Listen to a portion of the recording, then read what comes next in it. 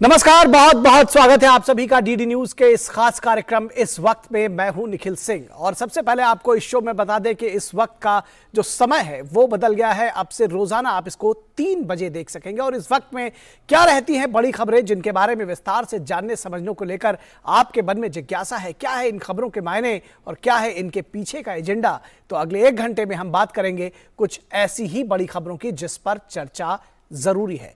इस चर्चा में जुड़ेंगे अपने संवाददाताओं से और विशेषज्ञ मेहमानों से भी। बेंगलुरु में प्रधानमंत्री ने किया एरो इंडिया शो का उद्घाटन। किन मायनों में खास रहा ये एरो शो, इस पर बात करेंगे। राज्यपालों की नियुक्ति को लेकर सियासी घमासान पर चर्चा करेंगे और बात करेंगे त्रिपुरा के चुनावी समर की। होंगे कई अहम सवाल और जवाब, लेकिन सबसे पहले इस वक्त की हेडलाइंस।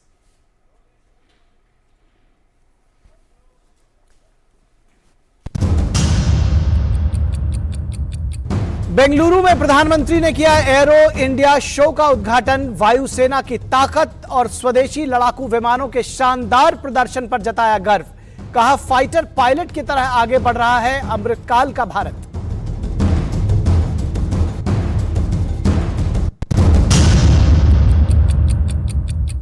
बजट सत्र के पहले चरण का आखिरी दिन। विपक्ष के हंगामे के चलते राज्यसभा की कार्यवाही 13 मार्च तक स्थगित। पीएम मोदी पर टिप्पणी के संबंध में राहुल गांधी देंगे विशेषाधिकार हनन नोटिस का जवाब। त्रिपुरा विधानसभा चुनाव के लिए सभी सियासी दलों ने झोंकी ताकत। आज अगरतला में प्रधानमंत्री नरेंद्र मोदी करेंगे चुनावी रैली। 16 फरवरी को होगा मतदान।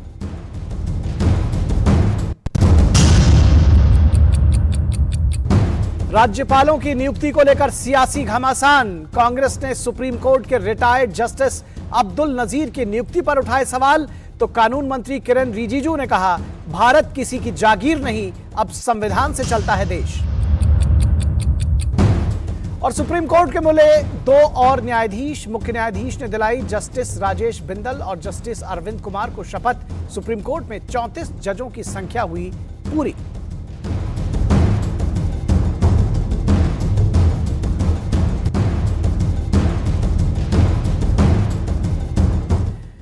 तो इस वक्त में सबसे पहले बात एरो इंडिया शो की। 14वें एरो इंडिया का शुभारंभ आज प्रधानमंत्री नरेंद्र मोदी ने किया है और ये कई मायनों में खास रहा है। प्रधानमंत्री नरेंद्र मोदी ने 14वें एरो इंडिया शो का शुभारंभ किया।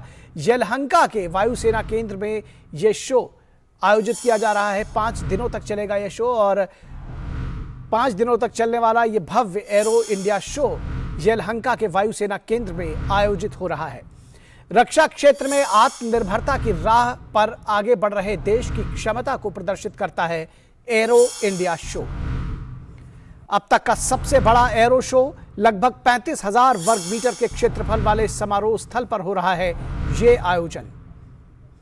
इसमें लगभग 100 देश हिस्सा ले रहे हैं। 35,000 स्क्वायर मीटर में ये आयोजन हो रहा है जिसमें 100 देश हिस्सा ले रहे हैं। इस आयोजन में एमएसएमई और स्टार्टअप सहित 809 रक्षा कंपनियां हिस्सा ले रही हैं। शुभारंभ समारोह में कई देशों के रक्षा मंत्री, वायुसेना प्रमुख, रक्षा अधिकारी और गणमान्य हस्तियां मौजूद रहीं। तो तमाम देशों की उपस्थिति रही, उनके प्रतिनिधि मौजूद रहे। पीएम मोदी ने इस अवसर पर फ्लाई पास्ट का अवलोकन किया। एक स्मारक डाक टिकट भी इस मौके पर प्रधानमंत्री ने जारी किया। और आकाश में भारत की क्षमता और रक्षा क्षेत्र में आत्मनिर्भर हो रहे देश की ताकत को दर्शाने वाले इस प्रदर्शन से दर्शक मंत्रमुग्ध रह गए। शुभारंभ के अवसर पर पीएम ने कहा कि एरो इंडिया 2023 भारत के बढ़ते हुए सामर्थ्य का उदाहरण है। प्रधानमंत्री मोदी ने एरो इंडिया 2023 में विश्व भर के देशों के बड़े पैमाने पर भागीदारी को सराहा।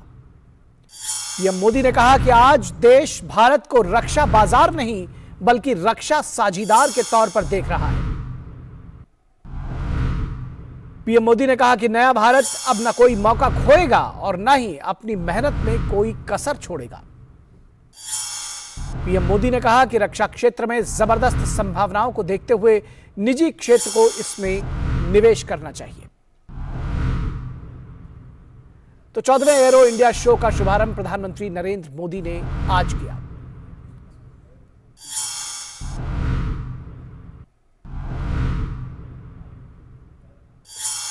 और एरो इंडिया 2023 के शुभारंभ के मौके पर प्रधानमंत्री ने इसको संबोधित किया और संबोधन पर प्रधानमंत्री ने कहा कि आज के समय में भारत की रफ्तार बढ़ी है, लेकिन हम अपनी जमीन से जुड़े हुए हैं।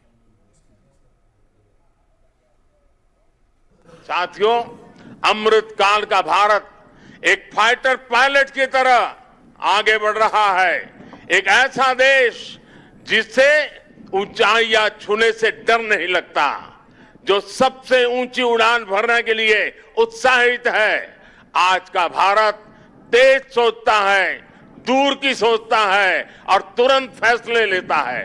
ठीक वैसे ही जैसे आकाश से उड़ान भरने वाला एक फाइटर पायलट करता है। और सबसे महत्वपूर्ण बात, भारत की रफ्तार चाहे जितनी तेज हो, चाहे वो कितनी भी ऊंचाई पर क्यों न हो, वो हमेशा अपनी जड़ों से जुड़ा रहता है। उसे हमेशा ग्राउंड सिचुएशन की जानकारी रहती है। अपने संबोधन में पीएम ने रक्षा क्षेत्र में देश की बढ़ती आत्मनिर्भरता को रेखांकित किया। उन्होंने कहा कि एरो इंडिया 2023 भारत के बढ़ते हुए सामर्थ्य का अनुपम उदाहरण है। बेंगलुरु का आसमान आज नए भारत के सामर्थ्य का साक्षी बन रहा है। बेंगलुरु का आसमान आज इस बात की गवाही दे रहा है कि नई ऊंचाई नए भारत की सच्चाई है। आज देश नई ऊंचाइयों को छू भी रहा है और उन्हें पार भी कर रहा है। एरो इंडिया का ये आयोजन भारत के बढ़ते हुए सामर्थ्य का उदाहरण है। इसमें दुनिया के करीब 100 देशों की मौजूदगी होना दिखाता है कि भारत पर पूरे विश्व का विश्वास कितना बढ़ गया है। और इस पूरी खबर पर बातचीत करने के लिए फोन लाइन से हमारे संवाददाता सुधीर यादव जुड़ रहे हैं यलहंका से, बेंगलुरु से। इस पूरे शो को उन्होंने कवर किया है। सुधीर, किस तरह से देखते हैं इतने बड़े आयोजन को, सबसे बड़ा आयोजन, और जैसा कि प्रधानमंत्री ने कहा कि फाइटर पायलट की तरह तेजी से आगे भारत बढ़ रहा है, लेकिन जमीन से उसकी दृष्टि हटी नहीं है, जमीन से जुड़ाव उसका बना हुआ है। बिल्कुल निखिल, देखिए साफ तौर पर अगर कहा जाए जिस तरीके का आयोजन है, अगर 2021 की एरो इंडिया की बात करें तो उससे करीब 12,000 ज्यादा स्क्वायर फीट एरिया लिया गया है। पिछली बार की अगर बात करें तो जो फ्लाइंग डिस्प्ले थे 64 फ्लाइंग डिस्प्ले हैं, इस बार 67 फ्लाइंग डिस्प्ले हैं, और जो स्टैटिक डिस्प्ले हैं पिछली बार 19 से इस बार 36 हैं। और खासतौर पर एग्जिबिटर्स की बात करें तो पिछली बार 600 एग्जिबिटर्स थे, इस बार करीब 809 एग्जिबिटर्स हैं। और जो फॉरेन कंट्रीज हैं, पिछली बार 55 भाग इनने हिस्सा लिया था और इस बार 98 जो फॉरेन कंट्रीज हैं वो ले रही हैं। और टोटल एमओयू की अगर खासतौर पर बात करें करीब 250 से ज्यादा एमओयू हो रहे हैं। तो अपने आप में ऐतिहासिक है। और जिस तरीके से प्रधानमंत्री ने कहा कि देश जो है बहुत तेजी से आगे बढ़ रहा है, खासतौर पर जिस तरीके से सरकार प्राथमिकता दे रही है एरो इंडिया के जरिए या अपनी नीतियों के जरिए, पूरी दुनिया में भारत की जो महारत है वो धीरे धीरे आगे बढ़ रही है। जी, जिस तरह से आपने बताया 98 देश 100 देश लगभग इस शो में उन्होंने भाग लिया। प्रधानमंत्री ने भी कहा कि वो अब भारत को बाजार की तरह से नहीं बल्कि भारत को रक्षा साझीदार की तरह से देख रहे हैं। आत्मनिर्भर भारत, रक्षा क्षेत्र में बढ़ता हुआ भारत, किस तरह से इसको रेखांकित करेंगे, किस तरह से इसको देखते हैं? बिल्कुल, देखिए निखिल, जिस तरीके से प्रधानमंत्री ने कहा, क्योंकि समय अब बदल रहा है, जिस तरीके से पूरी दुनिया में भारत की धमक बढ़ रही है और खास बात नीतियों के जरिए जिस तरीके से भारत ने रक्षा उत्पादन में तेजी से कदम बढ़ाए हैं। अगर देखें पिछले कुछ समय से देखें जिस तरीके से अगर इस साल की बात करें तो करीब 15,000 करोड़ से ज्यादा का जो निर्यात है वो देश की रक्षा कंपनियां हैं वो कर चुकी। तो ये अपने आप में खासा मायने रखता है, क्योंकि एक वक्त था जब हम अपनी रक्षा जरूरतों का 2/3 से ज्यादा आयात करते थे और अब एक ऐसी स्थिति आ रही है जब हम निर्यात कर रहे हैं। और प्रधानमंत्री ने साफ तौर पर कहा कि 2024-25 तक ये $5 बिलियन होगा, करीब 25,000 करोड़ से ज्यादा का होगा। तो ये साफ तौर पर रेखांकित करता है भारत की सरकार की जो प्राथमिकता है, किस तरीके से सरकार लगातार ये कोशिश करे कि जो डोमेस्टिक डिफेंस इंडस्ट्रीज है वो आगे बढ़े, नीतियों के जरिए खासतौर पर से प्रोत्साहन मिले। और एक खास बात ये कि उसके जो इंडस्ट्री, जो प्राइवेट इंडस्ट्री है, प्राइवेट डिफेंस इंडस्ट्री जो सामान बनाती है, उसके खरीदार के तौर पर सरकार बहुत आगे निकल कर आई है। इसका फायदा इंडस्ट्री को मिल रहा है और लगातार जो वर्ल्ड क्लास इक्विपमेंट्स हैं वो हमारी सेनाओं को मिल रहे हैं। जी, आत्मनिर्भर भारत की एक झलक तो देखने को मिली ही हमको। दरअसल अगर ये समझने की कोशिश करें कि इस तरह के एरो शो का मकसद क्या रहता है, क्या उद्देश्य रहता है, किस तरह से समझाएंगे इसको हमारे दर्शकों को आसान शब्दों में? देखिए निखिल, पूरी दुनिया में ये खासतौर पर जो एरो शो है वो बहुत मशहूर है और जो लेटेस्ट टेक्नोलॉजी है वो इसमें प्रदर्शित की जाती है और कई सारे देश जो अपनी प्रायोरिटीज हैं, आखिर जो कई सारे देश हैं वो किस प्रायोरिटीज को लेके आगे बढ़ रहे हैं वो सामने रखते हैं। भारत ने जिस तरीके से मेक इन इंडिया की प्रायोरिटीज सामने रखी है, हमारा जो इंडिया पवेलियन है उसमें जिस तरीके से जो मेक इन इंडिया की सारी चीजें रखी हुई हैं, हमारी जो इंडस्ट्रीज है, प्राइवेट है, हमारे जो PSUs हैं, उन्होंने जो सारी तकनीकें सामने रखी हैं और खास तौर पर निखिल जिस तरीके से सरकार की प्राथमिकता है कि जो नीश टेक्नोलॉजी है उसको डेवलप किया जाए। नीश टेक्नोलॉजी निखिल इस मायने में है, कोर टेक्नोलॉजी भी इसे कह सकते हैं, जो खुद हमें डेवलप करनी पड़ती है। कभी भी कोई दूसरा देश टेक्नोलॉजी ऑफ ट्रांसफर के जरिए ये सारी तकनीकें नहीं देखता है। इस मायने में ये सारी जो टेक्नोलॉजी वो हमें ही डेवलप करनी होती है। इस सब में कोशिश चल रही है। ये एरो शो पूरी दुनिया में इस मायने में खास है कि बदलती हुई जो परिदृश्य है पूरा रक्षा क्षेत्र का, एविएशन इंडस्ट्रीज का, वो समझ में आता है और खासतौर पर किस दिशा में बढ़ रहा है और भारत को किस तरीके से उसमें कदम उठाने हैं, किस दिशा में आगे बढ़ना होगा, इसका एक बेहतर नजरिया मिल पाता है। जी, जब हम डिफेंस सेक्टर में आत्मनिर्भर होने की बात करते हैं, चाहे वो डिफेंस कॉरिडोर की बात हो या फिर उन इक्विपमेंट्स की बात हो जो खरीद करने की बात कही गई थी कि वो केवल अब जो भारत के बाजार से ही तमाम सारे ऐसे जो रक्षा से संबंधित सामग्री, एक वो पूरी लिस्ट थी जिसको बढ़ाया गया है, उनमें और तमाम सामान जोड़े गए हैं, जो इससे कितना फर्क आपको दिख रहा है पिछले कुछ वर्षों में? और लगातार जो एक सोच बदली है और उस सोच पर लगातार काम हो रहा है, इसको किस तरह से देख रहे हैं और कितना परिवर्तन आपको अब देखने में मिल रहा है? बिल्कुल निखिल, देखिए सोच पर परिवर्तन साफ तौर पर नजर आया है। न केवल सरकार की सोच में बल्कि एक आम जनमानस जो है उनकी सोच में बिल्कुल परिवर्तन आया और सरकार की तरफ से जो तीनों सर्विसेज हैं उनको साफ तौर पर ये कहा गया है कि जो साजो सामान है आपको इस्तेमाल करना है वो स्वदेश में निर्मित करना है, आप इनकी ट्रायल्स करिए। आपकी जो सारी सरकारी कंपनियां हैं, जो सरकारी फैसिलिटीज है ट्रायल्स की, वो सारी प्राइवेट इंडस्ट्रीज के लिए खोल दी गई कि आप इनमें अपने जो रक्षा साजो सामान बना रहे हैं उनका ट्रायल्स करें और जो इंडस्ट्रीज हैं वो आगे बढ़कर आए और जो ट्राई सर्विसेज है उनको ऑफर करें। एक कोऑपरेटिव मूड में आगे बढ़ा जा रहा है। सरकार की तरफ से साफ तौर पे ये भी कहा गया है डिफेंस फोर्सेस को कि आप प्राइवेट इंडस्ट्री के साथ आगे बढ़ें। उनकी जो प्राइवेट इंडस्ट्री को साफ तौर पर ये कहा गया कि आप जो ट्राई सर्विसेज है उनकी जरूरतों को देखें और उनके लिहाज से प्रोडक्ट बनाए। ऐसा ना हो कि आप प्रोडक्ट बनाए और जो ट्राई सर्विसेज है उनको इस्तेमाल ना कर पाए तो आपका पैसा खराब होगा और जो सर्विसेज के लोग हैं उनके लिए खतरा बढ़ जाता है। ऐसे प्रोडक्ट जब इस्तेमाल करते हैं तो उनके लिए सुरक्षा के कई मायने, ऐसे हादसे होने के खतरे बढ़ जाते हैं जी। तो ये पूरा परिवर्तन साफ तौर पर नजर आता है कि सरकार बहुत एक फैसिलिटेटर की भूमिका में बहुत आगे बढ़ रही है इंडस्ट्री के लिए, खासतौर पर ट्राई सर्विसेज के लिए। और मूल रूप से जिस तरीके से एक पूरे देश में वातावरण बना है कि देश के लिए हमें आगे बढ़ना है, देश के लिए हमें कुछ करना है, उसके मद्देनजर ये खासा महत्वपूर्ण है। निश्चित तौर पर एक दृढ़ राजनीतिक इच्छा शक्ति का जो एक प्रादुर्भाव हुआ है और उसके बाद जिस तरह से उसका जो प्रदर्शन है वो साफ तौर पर इसमें देखा जा सकता है। निश्चित तौर पर बहुत शुक्रिया इस पूरी बातचीत के लिए सुधीर यादव। और प्रधानमंत्री नरेंद्र मोदी ने रविवार को कर्नाटक की राजधानी बेंगलुरु में भारतीय टीम के कई पूर्व खिलाड़ियों और अन्य गणमान्य लोगों से भी मुलाकात की थी और इस खबर को हम आपको बता रहे हैं कि इस दौरान भारतीय टीम के दिग्गज खिलाड़ी रहे जवागल श्रीनाथ, अनिल कुंबले और वेंकटेश प्रसाद मौजूद रहे। पीएम से मुलाकात के बाद वेंकटेश प्रसाद ने कहा कि प्रधानमंत्री ने भारत में खेल के बुनियादी ढांचे, ओलंपिक्स और खेल संस्कृति सहित कई मुद्दों पर चर्चा की। First of all, it is an honor and a privilege to meet the Honorable Prime Minister, Mr. Narendra Modi ji. I think he's an inspiration. I would say inspiration to every Indian. मेरे ख्याल से it doesn't matter what how old are you. It doesn't matter at all. I think he's an inspiration. Very very humble, and it was great meeting, and he did share his vision for a greater India. Greater Bharat.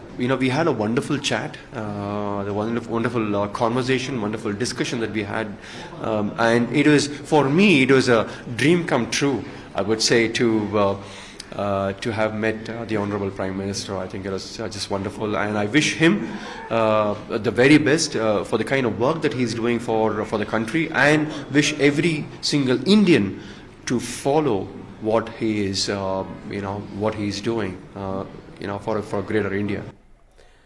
तो बेहद उत्साहित दिखे वेंकटेश प्रसाद। और जवागल श्रीनाथ ने कहा कि PM के साथ चर्चा में पाठ्यक्रम में शिक्षा को विषय के रूप में शामिल करने पर भी बात उठी, जिसे पीएम ने बेहद सकारात्मक ढंग से लिया। Oh, it was an excellent meeting. We discussed quite a few topics. I think one of the topics was about, obviously, it is sports. It was nice to hear from the Prime Minister that it is important to have sport as a syllabus from the school itself. So it will be a subject, and everybody should pursue sports. These kind of words are inspiring, and infrastructure in all the places, and then people will the kids will definitely pick up sports, and we are already seeing growth in sports in India. So I think he has a great vision towards the Indian sports, and also has the depth of knowledge of what needs to be done to take it to the next level as well. और कन्नड़ फिल्मों की अभिनेत्री श्रद्धा जैन ने भी PM से मुलाकात की थी। वे पीएम से मुलाकात के बाद अभिभूत नजर आए, लेकिन फिलहाल आपको बेंगलुरु लिए चलेंगे, जहां रक्षा मंत्री राजनाथ सिंह संबोधित कर रहे हैं। You may not be officers of the government, but I can say that you all are officers of the society. Yes, indeed, the officers of society. As CEOs, you are controlling and deploying a significant proportion of the resources of the society, like manpower, capital, technology, etc., and produce things which are valuable for the well-being of the society. Therefore, you act as officers of the society working for economic development. India is the 5th largest economy in the world and marching on towards an exciting future. We hope to become the 3rd largest economy in the next 5 years. The Indian defense manufacturing industry is one of the key drivers of our developing economy. Due to its strategic significance and the tremendous value generation potential, government has identified it as one of the core sectors that will boost our self-reliant nation. Brothers and sisters, in the last few decades, despite having a diversified defense industrial base, the Indian defense industry could not perform to its full potential due to several reasons, of which the lack of a clear political vision in support of self-reliance is an important one. This led to an overwhelming dependence on imported weaponry. A country of India's size and a global prominence cannot afford to rely on imported arms, for such a reliance will inevitably compromise the strategic autonomy of our country. Since 2014, the goal of Atmanirbhar, or self-reliance, has been vigorously pursued. But we have not turned our back to the world. Rather, we wish to engage the friendly countries as partners in the domain of defense and security based on the sharing of expertise and capability for a better future of the entire humankind. Under the rubric of Make in India and Make for the World initiatives, we are declaring that India means business. It is a party to which all of our friends are invited. Brothers and sisters, our aim is to nurture a vibrant and world-class defense manufacturing industry in the country. To realize this goal, our government has brought far-reaching reform measures in the last few years intended to create a business-friendly climate. These reform measures touch upon almost every aspect of our defense research and development, production and procurement policy. I am sure most of you will be aware of these reforms, but still, I would like to mention a few. We have simplified the industrial licensing process for facilitating entry of new and dynamic units. We have hiked the FDI cap to allow foreign OEMs to easily set up facilities in India. The government has opened up the government-owned trial and testing facilities for use by the private sector entities. To leverage the benefits of industrial clusters, we have launched 2 defense industrial corridors.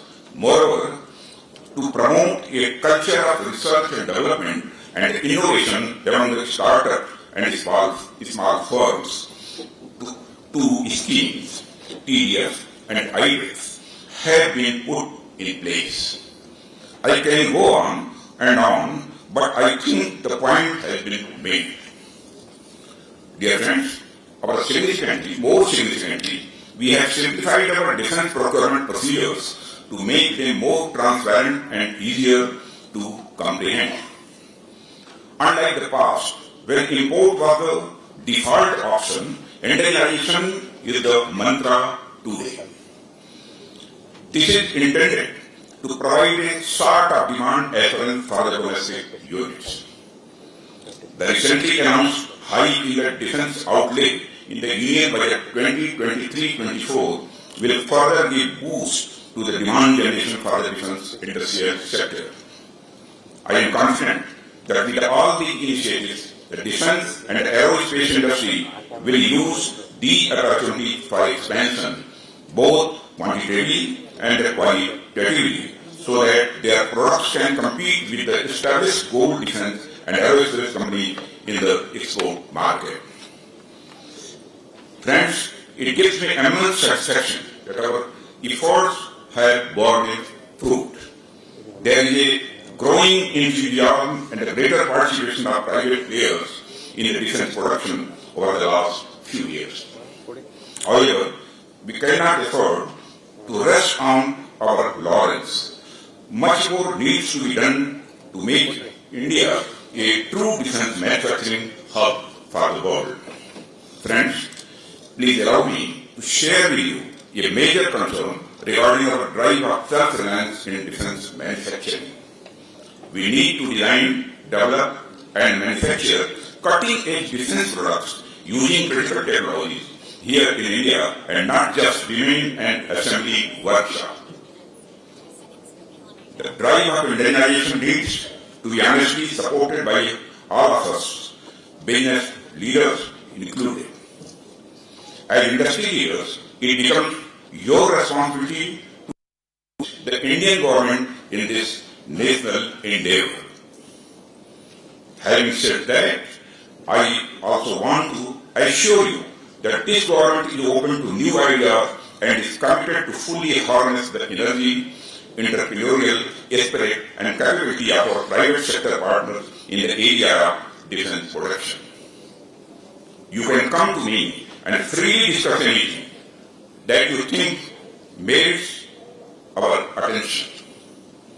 We will take all possible steps to ensure that all roadblocks are removed and maximum possible facilitation is provided to your ventures. Friends, when I refer to you all as our partners, I mean it.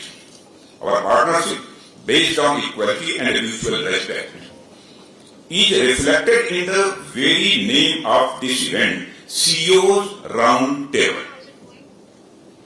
Friends, let me dwell on the significance of this metaphorical round table. The evolution of shape of tables symbolizes the nature of hierarchical power structures in the society. A narrow rectangular table signifies a traditional hierarchy flowing down from the head of the table. An oval table signifies some dispersion of power, and finally the round table reflecting dialogue among equals. Though physically we do not have a round table here, but nomenclature of this event underscores the idea that we are meeting as equal partners.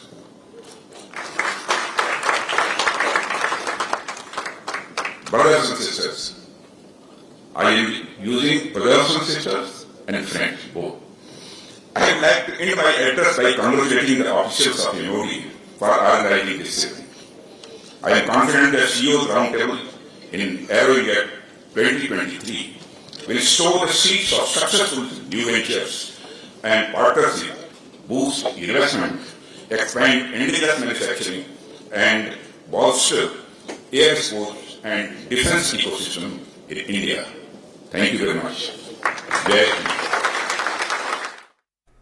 तो आप देख रहे थे सीधा प्रसारण बेंगलुरु से, जहां रक्षा मंत्री राजनाथ सिंह रक्षा क्षेत्र के सीईओज के राउंड टेबल को संबोधित कर रहे थे। उन्होंने कहा कि भारत रक्षा क्षेत्र में, विनिर्माण के क्षेत्र में एक बड़ी महाशक्ति बनने की ओर अग्रसर है। उन्होंने साफ तौर पर कहा कि आत्मनिर्भर भारत की राह पर चल पड़ा है भारत रक्षा क्षेत्र में विशेष तौर पर।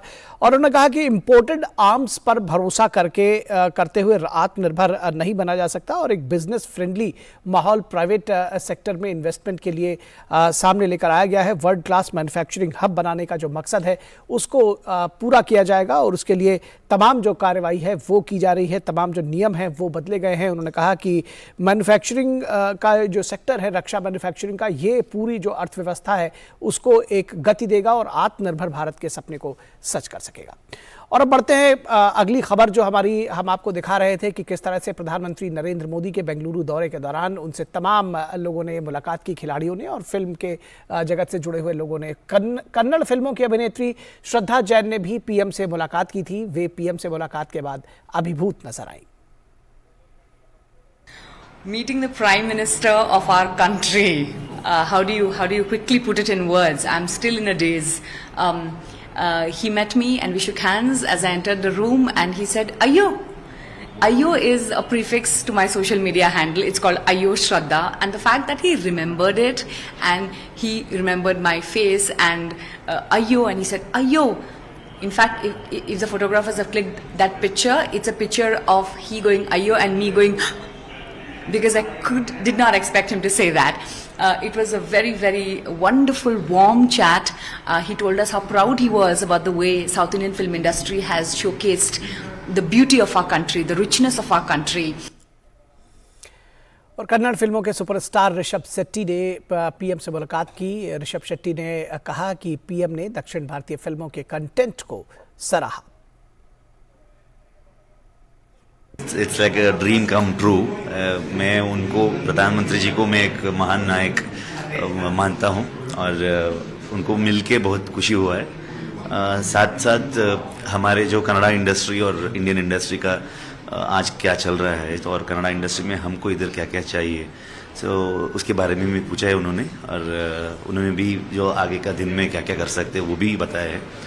बहुत बात की है, बहुत सुना है उन्होंने। और कांतारा के बारे में जो क्या हुआ है, जो ऑल ओवर द वर्ल्ड क्या गया फिल्म, हमारा जो रूट का कहानी, हमारा जो एक फोकलोर, जो हमारा एक रिचुअल्स, हमारा बिलीफ, एक भारतीय संस्कृति, ये सब मिलके एक फिल्म किया है। तो उनको भी बधाई दिया है, तो वो बहुत खुश हुआ।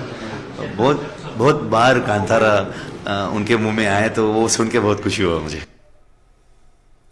और दिग्गज क्रिकेट खिलाड़ी अनिल कुंबले ने पीएम से मुलाकात के बाद कहा कि प्रधानमंत्री ने वन्य जीवों से प्रेम को सराहना की। उन्होंने कहा कि पीएम हमेशा से वन्य जीव संरक्षण को बढ़ावा देते सामने आए हैं। It was wonderful. It's a great honor to meet the Honorable Prime Minister. I had met him 5 years ago in Chhattisgarh in one of the events, and post that, this was the personal interaction that I've had. It was wonderful.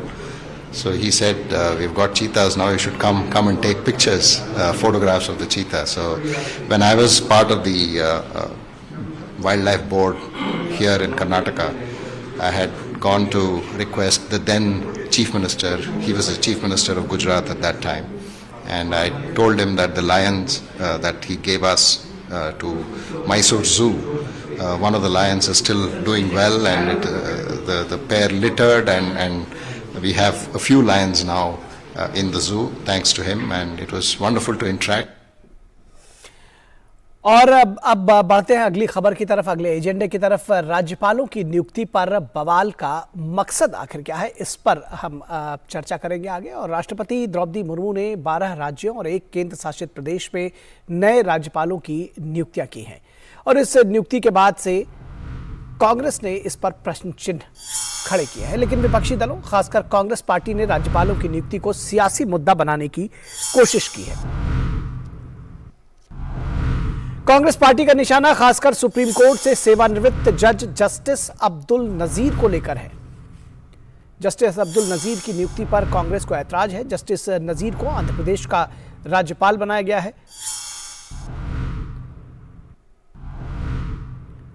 Congress की ओर से सवाल उठाए जा रहे हैं कि न्यायिक व्यवस्था के लोगों को सरकारी पद क्यों दिए जा रहे हैं। यह कांग्रेस ने सवाल उठाया है। संवैधानिक संस्थाओं और गवर्नर की नियुक्ति पर कांग्रेस की सियासत का जवाब कानून मंत्री किरेन रिजिजू ने दिया। किरेन रिजिजू ने कहा है कि कांग्रेस देश को अपनी निजी जागीर जैसे अब नहीं चला सकती है। देश को निजी जागीर की तरह नहीं चला सकती है। रिजिजू ने कहा कि अब भारत को संविधान के प्रावधानों और लोगों की इच्छा के अनुसार चलाया जाएगा। सवाल यह है कि क्या इससे पहले सेवानिवृत्त जज राज्यपाल नहीं बनाए गए हैं? फिर कांग्रेस का नैतिकता का पाठ का मकसद आखिर क्या है?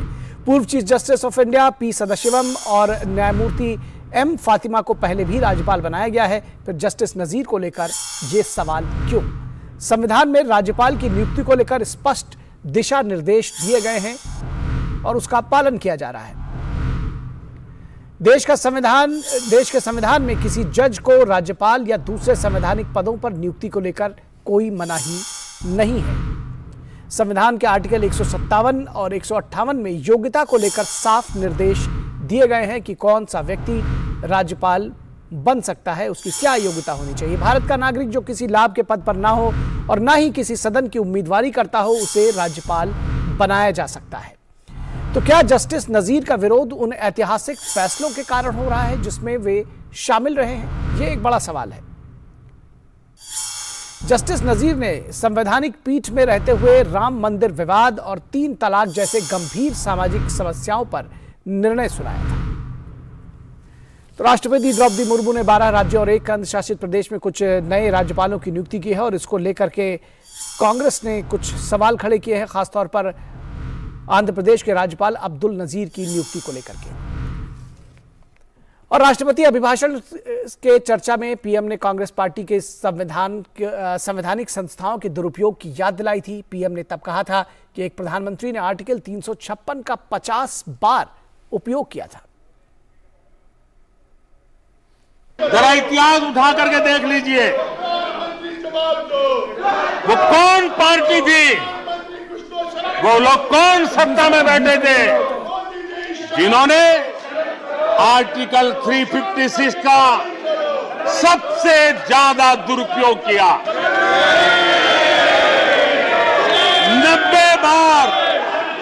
90 बार चुनी हुई सरकारों को गिरा दिया। कौन है वो? कौन है जिन्होंने किया? कौन है जिन्होंने किया? कौन है जिन्होंने किया? इतना ही नहीं सभापति जी, एक प्रधानमंत्री ने आर्टिकल 356 का 50 बार उपयोग किया, आधी सेंचुरी कर दी। वो नाम है श्रीमती इंदिरा गांधी का। 50 बार सरकारों को गिरा दिया। केरल में आज जो लोग इनके साथ खड़े हैं, जरा याद कर लीजिए, थोड़ा बार माइक लगा दीजिए। केरल में वामपंथी सरकार चुनी गई, जिसे पंडित नेहरू पसंद नहीं करते थे। कुछ ही कालखंड के अंदर चुनी हुई पहली सरकार को गढ़ते थे। आज आप वहां खड़े हैं, आपके साथ क्या हुआ था जरा याद कीजिए। और जब कांग्रेस ने राज्यपालों की नियुक्ति पर, खासतौर पर आंध्र प्रदेश के राज्यपाल अब्दुल नजीर की नियुक्ति पर सवाल उठाए तो किरेन रिजिजू ने उसका जवाब दिया। क्या कुछ ट्वीट किया किरेन रिजिजू ने, आइए आपको दिखाते हैं। कानून मंत्री किरेन रिजिजू ने ट्वीट किया कि राज्यपाल की नियुक्ति पर एक बार फिर से पूरा गिरोह जोरों पर है। उन्हें यह समझ लेना चाहिए कि अब वे भारत को अपनी निजी जागीर जैसे नहीं चला सकते।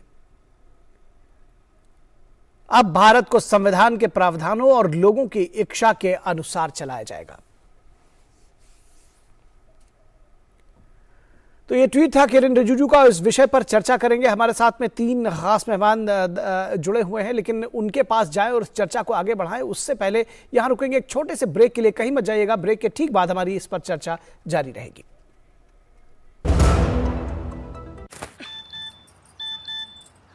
हो गया इंतजाम। किसका? गुड्डी की फीस का। दिखा। 20,000 का लोन तुरंत। पता है कौन दे रहा है, ब्याज कितना है? लोन विनियमित संस्थानों से ही लें और कर्ज उतना जितनी जरूरत, वो भी जांच कर। हो गया इंतजाम। पगार एडवांस में भेजिए। आरबीआई कहता है, सही वित्तीय बर्ताव करे आपका बचाव।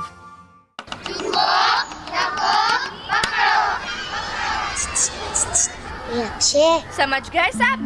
Good, very good. एक बार फिर करेंगे। भूकंप आते ही खुली जगह में जाओ, ना जा पाए तो पहले झुको, सर को ढको, किसी चीज को मजबूती से पकड़ो या किसी कोने में सर ढककर खड़े हो जाओ। आप भी भूकंप से बचना सीखिए।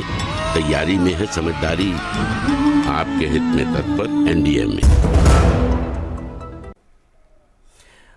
ब्रेक के बाद एक बार फिर आप सभी का स्वागत है और अपनी चर्चा की शुरुआत करते हैं। अपने मेहमानों का तारुफ करा दें आपसे। हमारे साथ में जयराम विप्लव जो कि बीजेपी के स्पोक्स पर्सन हैं, वो जुड़े हुए हैं इस पूरी चर्चा में, और ऋषि मिश्रा जो कि पॉलिटिकल एनालिस्ट हैं और कांग्रेस के समर्थक के तौर पर देखे जाते हैं, वो भी हमारे साथ में जुड़े हुए हैं। और हमारे संपादकीय सलाहकार विनोद मिश्रा जी भी हमारे साथ जुड़े हुए हैं। विनोद मिश्रा जी, आपके साथ अगर हम इस चर्चा की शुरुआत करना चाहें, किस तरह से देखते हैं इस पूरे मामले को, क्योंकि ऐसा कोई पहला मौका नहीं है जब रिटायर्ड जस्टिस को देश में राज्यपाल चुना गया हो।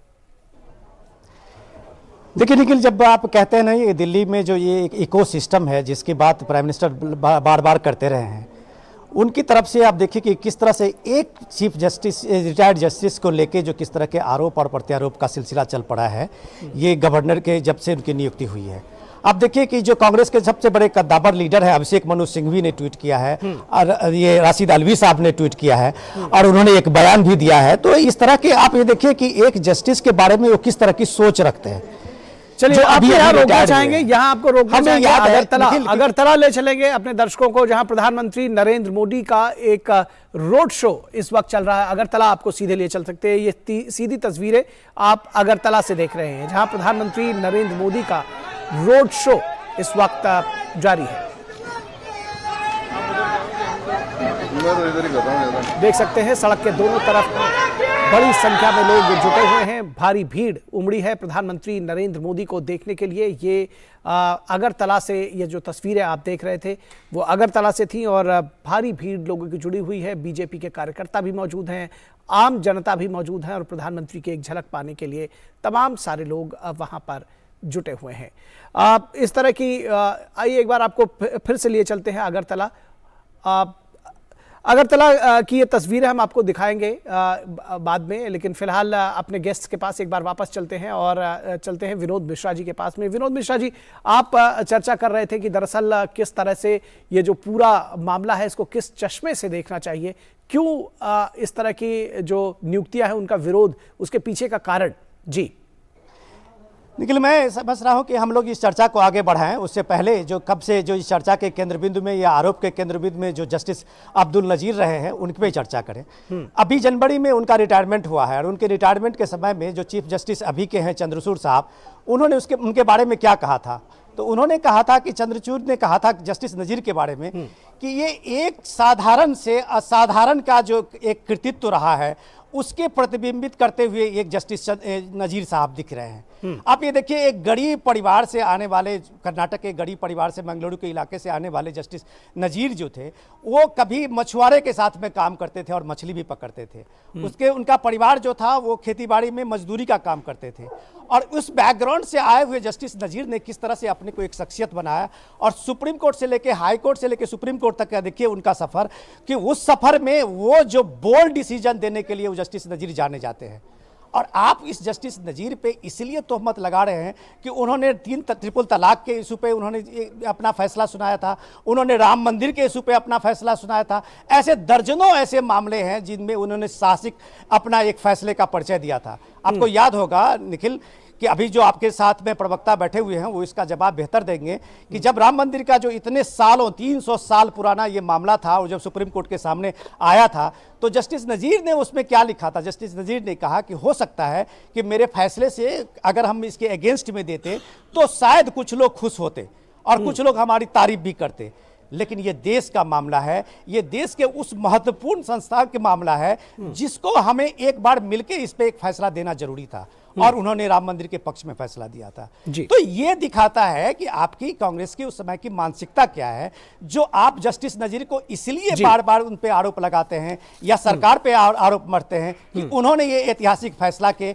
वो एक साक्षी थे, संवैधानिक पीठ का हिस्सा थे। ऋषि मिश्रा जी को जोड़ लेते हैं विनोद जी। ऋषि जी, किस तरह से आप देखते हैं, आपको लगता है कि ये कहीं ना कहीं सीधे सीधे टारगेट इसलिए किया जा रहा है क्योंकि राम मंदिर से जुड़ा हुआ फैसला दिया, क्योंकि 3 तलाक से जुड़ा हुआ फैसला दिया, तो ऐसे व्यक्ति को राज्यपाल बनाया जाए, ये कांग्रेस पार्टी पचा नहीं पा रही है? देखिए, मेरा व्यक्तिगत रूप से मानना है कि जो न्यायिक व्यवस्था से जुड़े हुए लोग हैं उनको इस प्रकार का पद कहीं ना कहीं ग्रहण नहीं करना चाहिए, और इससे कहीं ना कहीं जो जुडिशरी सिस्टम है जिसको सबसे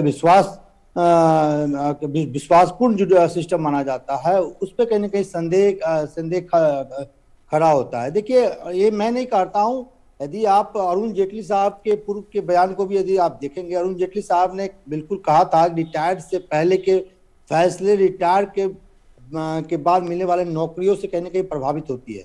तो ये बीजेपी के जो सबसे बड़े उस समय के नेता थे स्वर्गीय अरुण जेटली जी, उनका ये मानना था कि जो जुडिशियल सिस्टम में काम करते हैं उनको इस प्रकार का पद नहीं लेना चाहिए, ये कहीं ना कहीं न्यायपालिका के स्वतंत्रता पे खतरा है। तो ये सिर्फ ये तो भाजपा के नेता लोग कहते थे, अरुण जेटली जी कहते थे, तो आज भाजपा खुद अरुण जेटली जी के जो कथन है, बयान है, सवाल ये है कि इस तरह के ऋषि मिश्रा जी, कांग्रेस के समय में इस तरह की नियुक्तियां होती रही हैं, तब किसी को ऐतराज नहीं था, तो आज ऐतराज क्यों? सवाल ये भी उठेगा, और सवाल फिर ये भी उठेगा कि अगर ऐसा ही है तो एक संविधान में संशोधन कर दिया जाए, बदलाव ले आया जाए कि भाई ऐसे ऐसे अमुक पदों पर जो लोग रहेंगे वो उसमें नहीं रह सकते हैं। जी देखिए, मैंने अरुण जेटली जी के उस बयान को कोट किया जिसमें उन्होंने ये कहा कि ऐसी परंपरा जो है कहीं न कहीं विनोद जी आपके पास आऊंगा, पहले विनोद जी आपके पास आऊंगा, विनोद जी आपके पास आऊंगा, विनोद जी आपके पास आऊंगा, आपके पास आऊंगा। जी जी, देखिए, माननीय अरुण जेटली साहब ने कहा था कि ऐसे फैसले खासकर जो जुडिशरी सिस्टम से जुड़े हुए लोग हैं, यदि उनके रिटायरमेंट के बाद कोई सरकारी पद दिया जाता है, वो जुडिशरी सिस्टम के फ्रीडम के लिए खतरा है। ये मैं नहीं कह रहा हूं, कांग्रेस कह रही है, ये अरुण जेटली साहब ने कहा था। जुडिशियल सिस्टम के लिए आप तब खतरा नहीं थे, अब खतरा हो गए हैं। उस समय खतरा नहीं थे, अब खतरा हो गए हैं। ये डबल बैलेंस कैसे बनाएंगे? जयराम विप्लव जी, आप इसका क्या जवाब देंगे? उस समय खतरा नहीं थे जब इंदिरा गांधी से लेकर के और आगे तक की जो कांग्रेस की सरकारें थी उन्होंने बनाया, और अब खतरा हो गए। एजेंडा क्या देखते हैं इसके पीछे?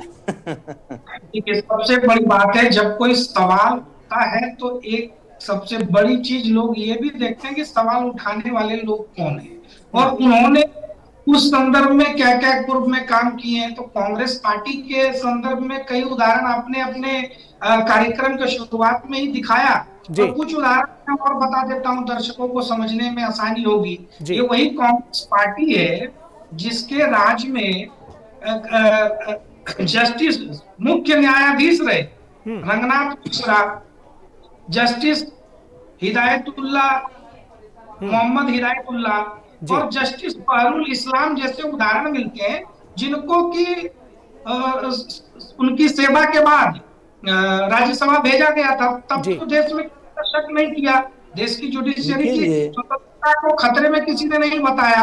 और एक आप कांग्रेस के परंपरा को अपना रहे हैं क्या? दरअसल आप कांग्रेस के परंपरा को अपना रहे हैं। पहले उनको खत्म कर लेने दीजिए, ऋषि मिश्रा जी उनको खत्म कर लेने दीजिए, ऋषि मिश्रा जी उनको खत्म कर लेने दीजिए, क्योंकि ये सवाल तो फिर आपके ऊपर भी उठेगा ना कि या तो तब आप गलत थे या तो आज आप गलत हैं, तो फिर पहले उनको ही खत्म कर लेने दीजिए। जी जयराम विप्लव जी आप खत्म कर लीजिए। जी नहीं, 1 to 1 करिए ना भाई, उन्हीं से पूछिए सवाल। नहीं जयराम विप्लव जी अपनी बात खत्म करिए, मैंने उनको इसीलिए बीच में रोक दिया, आप अपनी बात खत्म करिए। सवाल उठाने वालों का चरित्र क्या रहा है, पूर्व में उन्होंने क्या निर्णय लिए हैं, ये देश की जनता आज जानती है, समझती है।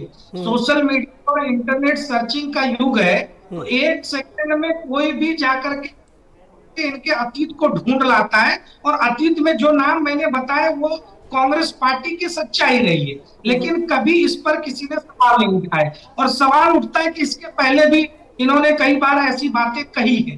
कांग्रेस पार्टी और समर्थक वामपंथी धड़े से लेकर के पूरे इकोसिस्टम को देश की किस संवैधानिक संस्था पर आज यकीन है? ये वही कांग्रेस पार्टी है जो सदन के भीतर मुख्य न्यायाधीश के खिलाफ महाअभियोग का प्रस्ताव लेकर के आई थी। ये वही कांग्रेस पार्टी है जो देश की सेना के ऊपर सवाल उठाती है, सबूत मांगती है, जिसको अपनी वायुसेना पर यकीन नहीं है, जिसको अपने चुनाव आयोग पर यकीन नहीं है, जिसको सेबी और ईडी और सीबीआई पर यकीन नहीं है, देश की किसी भी संस्था पर यकीन नहीं है। इनको यकीन होता है तो केवल विदेश के इनके प्रोपेगेंडाबाज मित्रों के ऊपर होता है, जिनके मदद से ये भारत को बदनाम करने की कोशिश में लगातार लगे रहते हैं। चलिए विनोद जी को जोड़ लेते हैं। जी इनके पूरे इकोसिस्टम का एजेंडा है। जी मुझे 2 सेकंड दीजिएगा निखिल जी। चलिए ऋषि जी आप अपना जवाब दे दीजिए, फिर मुझे विनोद जी के पास जाना है। जी देखिए, हमारे जो भाजपा के जो प्रवक्ता हैं इतने अनमेच्योर बयान देंगे, पार्टी को इतने कमजोर ढंग से डिफेंड करेंगे, ये मुझे समझ में नहीं आ रहा। ये कह रहे हैं कि कांग्रेस की जो परंपरा थी इतिहास में वो गलत था, कांग्रेस की जो परंपरा थी इतिहास में गलत था, उसी परंपरा। जयराम जी इनकी बात सुन ले पहले, जयराम विप्लव जी की बात सुन ले, फिर आप जवाब दे दीजिएगा। इनकी बात सुन ले 30 सेकंड में, उसके बाद आप जवाब दे दीजिए। ये आप बोलने, आप देखिए ये डिस्टर्ब करेंगे। नहीं, कोई किसी को डिस्टर्ब नहीं कर रहा है, कोई किसी को डिस्टर्ब नहीं कर रहा है। जयराम विप्लव जी इनको 30 सेकंड का समय बात कर रहे हैं, निखिल जी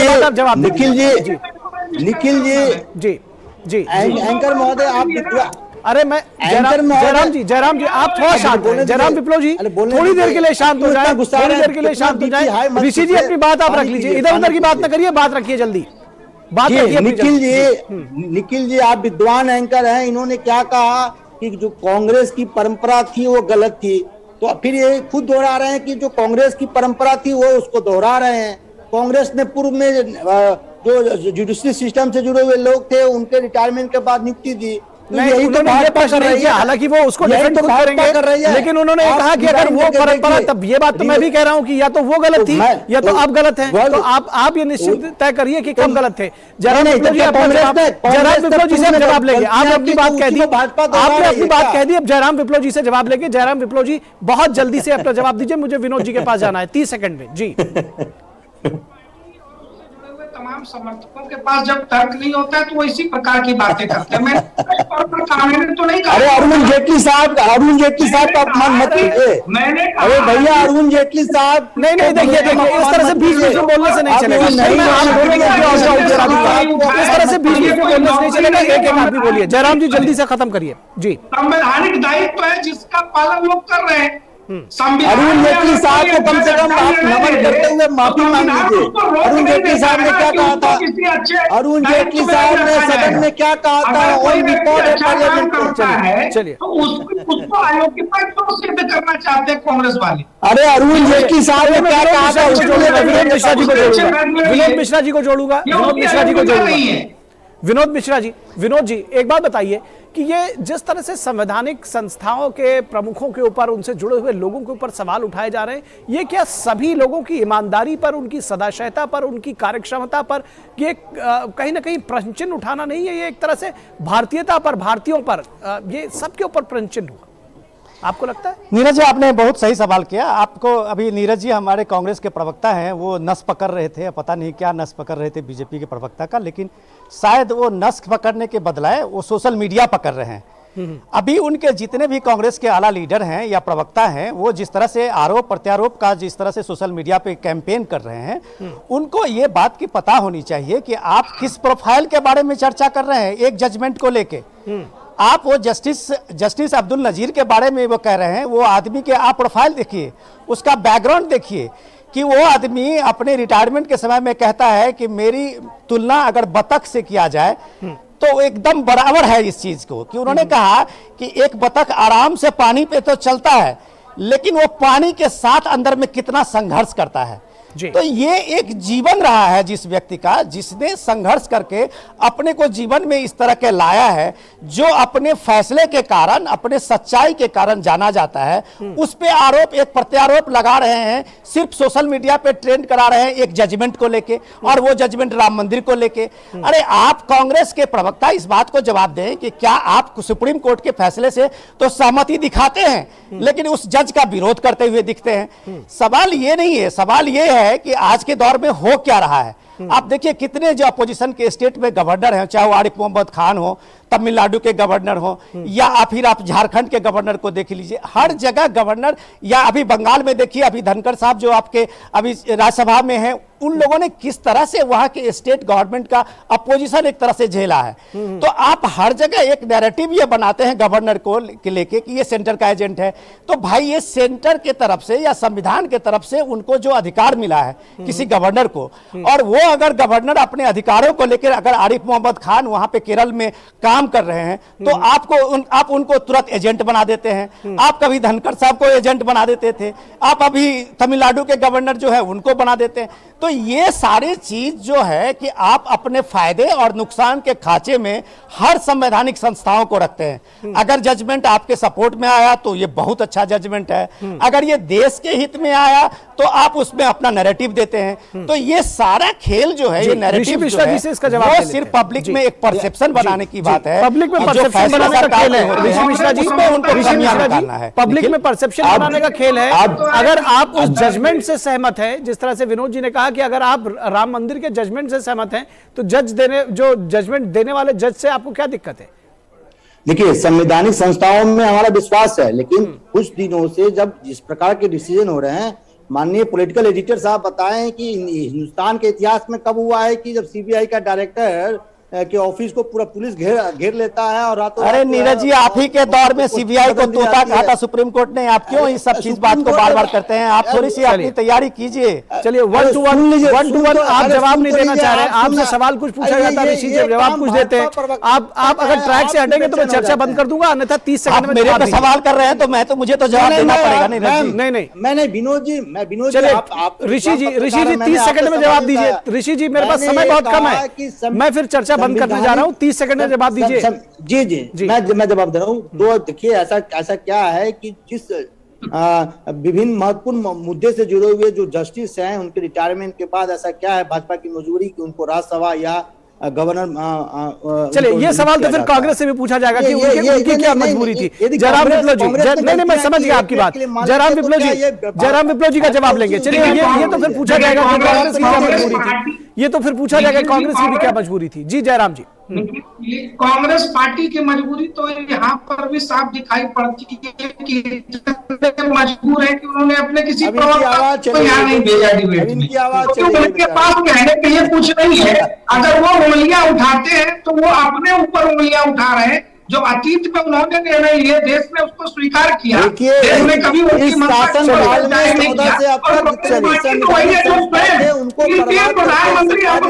संवैधानिक संस्थाओं के बारे में प्रधानमंत्री नरेंद्र मोदी ने अभी जो बयान दिया था उसको भी सुना होता तो बेहतर था। बहुत शुक्रिया आप तीनों लोगों का। विनोद मिश्रा आपका शुक्रिया, जयराम विप्लव जी आपका शुक्रिया, और ऋषि मिश्रा जी आपका भी बहुत शुक्रिया इस तमाम बातचीत के लिए। और संवैधानिक जब संस्थाओं की बात होती है तो प्रधानमंत्री नरेंद्र मोदी का अभी बयान जो राज्यसभा में उन्होंने दिया था कि एक प्रधानमंत्री, उन्होंने इंदिरा गांधी की तरफ इशारा किया कि जिन्होंने 50 बार धारा 356 का दुरुपयोग किया था, दरअसल उसको उपयोग कहा गया। यहाँ रुकेंगे छोटे से ब्रेक के लिए। ब्रेक के बाद जब वापस लौटेंगे तो आपको बताएंगे कि परवान न चढ़ सकी विपक्षी एकता की कोशिश।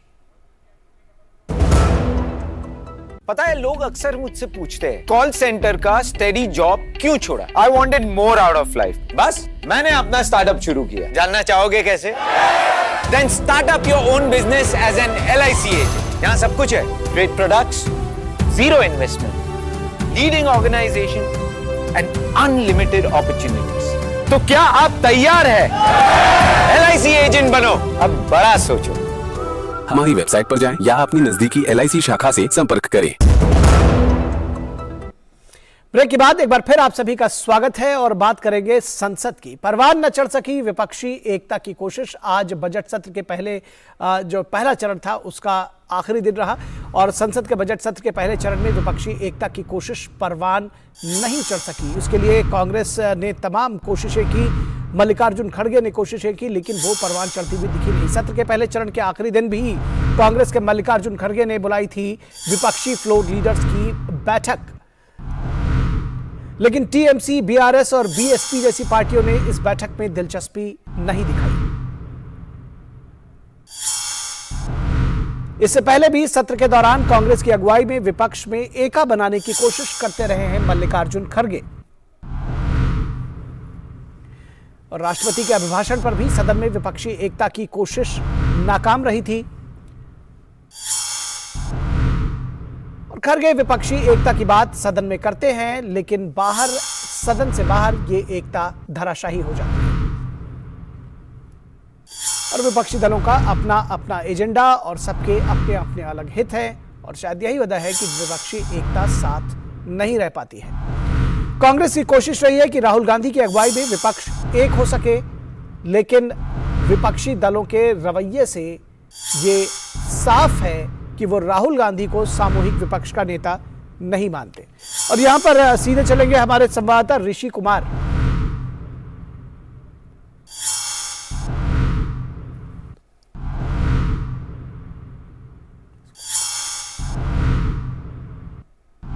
इस पूरी खबर पर बातचीत करने के लिए हमारे संवाददाता ऋषि कुमार हमारे साथ बने हुए हैं। ऋषि, किस तरह से देखते हैं जब विपक्षी एकता की बात होती है और बात कहीं बीच में राहुल गांधी की आ जाती है तो सारे दल एक नहीं दिखते हैं और शायद कांग्रेस को की विफलता के तौर पर देखा जाएगा ये सत्र, कम से कम अगर एकता को परवान चढ़ाने की बात कही जाए तो? देखिए निखिल, जहाँ तक विपक्ष की एकता की बात करें तो दो सदन यानी कि राज्यसभा लोकसभा में दोनों ही परिस्थितियां अलग अलग हैं। एक और लोकसभा में राहुल गांधी ने कोशिश की कि अपने मुद्दे को प्रमुखता से रखें और उसमें हमने देखा कि जो अन्य दल हैं उनकी तरफ से उस तरीके का समर्थन उन्हें नहीं मिला। हालांकि उन्होंने मुद्दा बनाने की जो कोशिश की उसको लेकर उन्हें कुछ हद तक ऐसा कहा जा सकता है कि चीज़ों को अपनी ओर आकर्षित करने की जो पहल उन्होंने शुरू की उसमें कुछ सफलता मिली, लेकिन उन्हें इस मामले में भी बड़ा नुकसान देखने को मिल सकता है क्योंकि जो विपक्ष की एकता है उसको लेकर ज़रूर उन्हें एक सफलता से कहीं दूर उन्हें ले जाते हुए देखा जा सकता है। क्योंकि कांग्रेस की तरफ से एक चीज़ और सामने आई है, क्योंकि अब कांग्रेस खास तौर से राहुल गांधी की यात्रा के बाद अपने आप को उस मोड में ले जाना चाहती है जिसमें वो अन्य जो राजनीतिक दल हैं उन्हें अपनी शर्तों पर आगे ले जाकर अपने साथ सम्मिलित करने की बात कहती हुई दिख रही हो। अगर हम जयराम रमेश के उस बयान को देखें जिसमें उन्होंने साफ कहा कि अब कांग्रेस वो पुरानी वाली नहीं रही, जबकि हकीकत ये है कि अभी भी कांग्रेस की जो स्थिति है उसमें कुछ खास बदलाव उस तरीके का दिखाई नहीं दिया है। बिल्कुल। अब भारत के जनमानस में राहुल गांधी ने कितना प्रभाव डाला है इसको अगर अभी से कांग्रेस बहुत ज़्यादा एक्सजरेट करके देखती है तो ये कांग्रेस के लिए बहुत असफलता की कहानी साबित हो सकती है। कांग्रेस के लिए ही ये दिक्कत तलब हो सकता है। जी, अगर हम दोनों सदनों में देखें तो कहीं किसी भी रूप में अन्य विपक्षी दलों ने उसे रेखांकित नहीं किया है। हालांकि कुछ मुद्दों पर विपक्ष जो है खासतौर से राज्यसभा में एक बात कहते हुए दिखाई दिया है, लेकिन उनके नेतृत्व में, राहुल गांधी के नेतृत्व में की अगर हम बात करें तो अभी अगर हम कह सकते हैं कि अगर मल्लिकार्जुन खड़गे रोजाना अगर मीटिंग करते हैं तो उसमें टीएमसी शामिल नहीं होती है, बीआरएस शामिल नहीं होती है, बीएसपी तो शामिल होती ही नहीं है। तो ऐसे तमाम दल हैं जो कि इस पूरी प्रक्रिया में उनके साथ अभी शामिल नहीं है। लेकिन उनकी जो कवायद है कि हम ही नेतृत्व करेंगे, ये उनके लिए बड़ी चुनौती बन सकती है। जी, निश्चित तौर पर बड़ी चुनौती है कांग्रेस के लिए। फिलहाल वो इसमें कामयाब होते हुए नहीं दिख रहे हैं। बहुत शुक्रिया ऋषि कुमार इस तमाम बातचीत और जानकारी के लिए। तो आज के इस वक्त के अंक में बस इतना ही। हमारी पूरी टीम को दीजिए इजाजत। नमस्कार।